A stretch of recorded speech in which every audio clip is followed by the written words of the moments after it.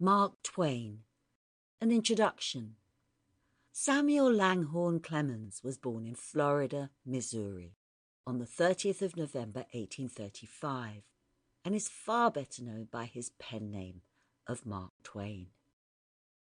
An American writer and humorist of the first order, he is perhaps best known for his novels, The Adventures of Tom Sawyer and its sequel, The Adventures of Huckleberry Finn, which are often described with that mythic line, the great American novel. Twain grew up in Hannibal, Missouri, which would later provide the backdrop to these great novels. Apprenticed to a printer, he also became a typesetter and then a master riverboat pilot on the Mississippi. Later, heading west with his brother Orion to make his fortune, he failed at gold mining and instead turned to journalism, and thence his true calling as a writer of humorous stories, where his wit and humour sparkled from every paragraph, his craft evident with every page and punctured target.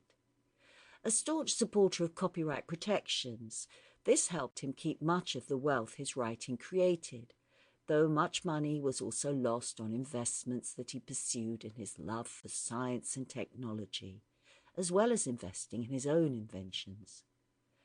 Twain was born during a visit by Halley's Comet, and he predicted that he would go out with it as well. He died the day after its subsequent return on 21st of April 1910, at his house, Stormfield, located in Redding, Connecticut. In this story, Twain proposed that coming into possession of £1 million note should solve all of life's problems, both big and small. And he's right. For a time it does. But, yes, with Twain there is always a but. The £1 Million Banknote by Mark Twain.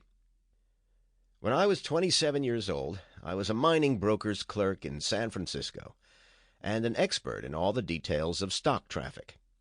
I was alone in the world and had nothing to depend on but my wits and a clean reputation.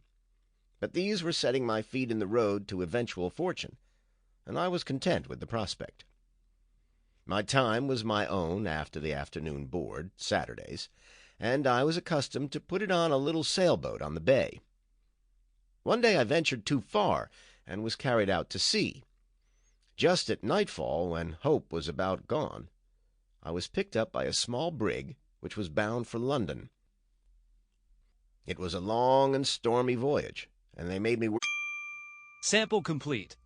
Ready to continue?